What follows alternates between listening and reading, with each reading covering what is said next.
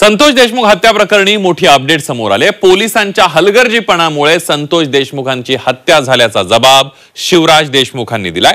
पोलिसांनी वेळीच दखल घेतली असते तर संतोष देशमुखांचा जीव वाचला असता असंही त्यांनी जबाबात म्हटलंय। बघूया। संतोष देशमुख हत्या प्रकरणी एक धक्कादायक माहिती समोर आली आहे। पोलिसांच्या हलगर्जीपणामुळे संतोष देशमुखांची हत्या झाल्याचं फिर्यादी शिवराज देशमुखांच्या जबाबातून उघड झालंय।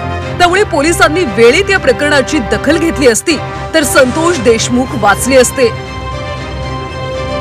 संतोष देशमुखांचं अपहरण झाल्यानंतर मी लगेचच पोलीस स्टेशनला गेलो होतो। त्यावेळी पोलीस स्टेशनमध्ये असलेल्या पोलीस अधिकारी राजेश पाटील, प्रशांत महाजन, बनसोडेंना मी हकीकत सांगितली।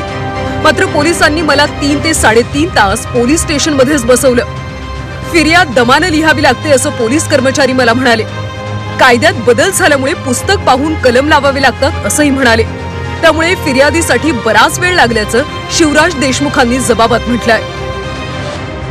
पोलिसांनी हलगर्जीपणा केला नसता तर संतोष देशमुख यांचा जीव वाचला असता। त्यामुळे तिन्ही पोलिसांना हत्या प्रकरणात सहआरोपी करावं अशी मागणी मनोज जरांगे पाटलांनी केली। तर पोलिसांवर कारवाईची आवश्यकता असल्याचं संजय शिरसाटांनी म्हटलंय।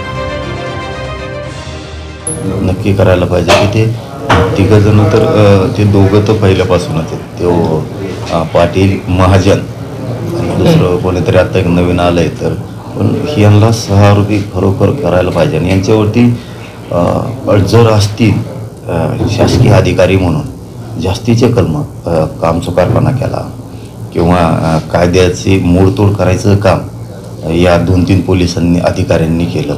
देशमुखांना जेव्हा किडनॅप केलं गेलं त्यावेळेपासून त्यापूर्वी जी कंप्लेंट पोलीस स्टेशनला दिल्या गेली होती त्याची दखल घेतल्या गेली नाही हे सत्य आहे। आणि जर ती दखल घेतल्या गेली असती तर त्या तेवढ्या पिरियडमध्ये जवळपास 3.5-4 तासाच्या कालावधीमध्ये कदाचित देशमुखाला वाचवण्याचं काम करता आलं असतं। परंतु जे झालं ते दुर्दैवी घटना आहे। काल तुम्ही पाहिलं असेल या हिअरिंगमध्ये सर्व निष्पन्न झालेलं आहे। पोलिसांवरही कारवाई करण्याची आवश्यकता या केसमध्ये आहे। संतोष देशमुखांची हत्या केल्याचं आरोपींनी कबूल केलं। त्यामुळे वाल्मिक कराडचा पाय खोलात गेला। तर आता या प्रकरणात पोलिसांनीही हलगर्जीपणा केल्याचं उघड झालंय। त्यामुळे त्यांच्यावर देखील कारवाईची टांगती तलवार आहे। विकास माने, झी 24 तास, बीड।